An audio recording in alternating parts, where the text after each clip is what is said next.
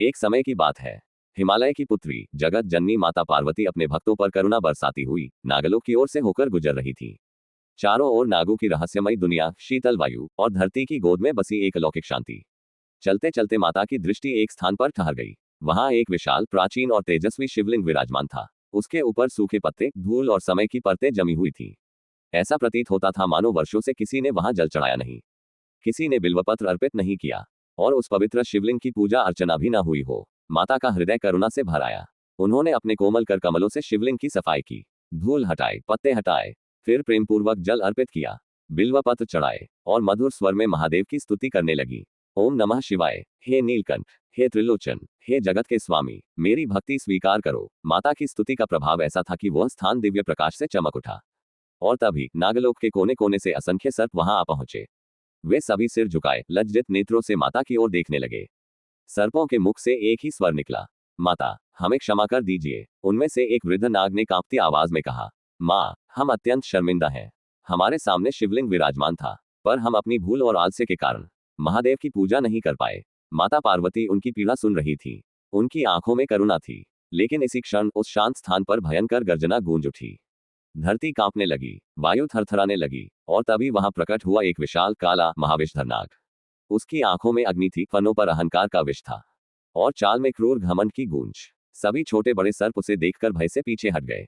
उनके शरीर कांप उठे। कई नाग तो डर के मारे धरती में ही समा गए। वह काला नाग गर्जना कर उठा, मैं ही नागलोक का सबसे शक्तिशाली हूँ, मुझसे बड़ा कोई नहीं। आज से तुम सब मेरी पूजा करोगे। ये सुनकर माता पार्वती का मुखमंडल क्रोध से तेजस्वी हो उठा।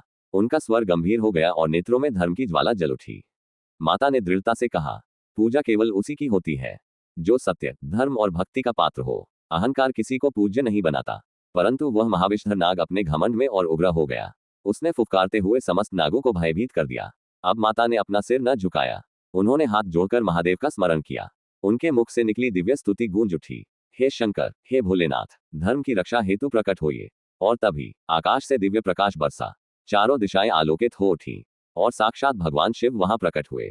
त्रिशूलधारी गंगाधर चंद्रमौली महादेव। उनके चरणों के स्पर्श से नागलोक तक पवित्र हो उठा। माता पार्वती ने विनम्रता से सारी कथा कह सुनाई और बोली, नाथ, इस नाग का अहंकार धर्म को चुनौती दे रहा है।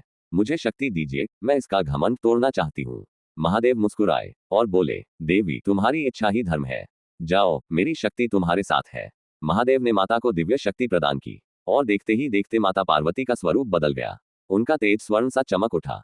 उनकी देह सुनहरे प्रकाश से भरे विशाल नाग में परिवर्तित हो गई। वह नाग कोई साधारण नहीं था, वह शक्ति थी, वह धैर्य था, वह स्वयं आदि शक्ति का साक्षात स्वरूप था। अब हुआ वह दृश्य जिसे देखकर नागलोक की धरती आज भी कांपती है। हाई वोल्टेज सांप घमासान युद्ध छिड़ गया। सांप हाई वोल्टेज, काला नाग फुफकारता प्रहार करता और माता का सुनहरा नाग अपनी दिव्य शक्ति से हर वार को शांत कर देता।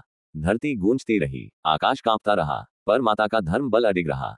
कुछ ही क्षणों में अहंकार का विष बुझने लगा। काला नाग थक गया, उसका घमंड टूट गया और अंततः वह माता के चरणों में गिर पड़ा। उसने सिर झुकाकर कहा, मुझे क्षमा कर दीजिए देवी। अहंकार ने मुझे अंधा कर दिया था। मैंने शिवलिंग की पूजा का अपमान किया। महादेव की उपस्थिति में काले नाग ने हाथ जोड़कर भगवान शिव और माता पार्वती से क्षमा मांगी।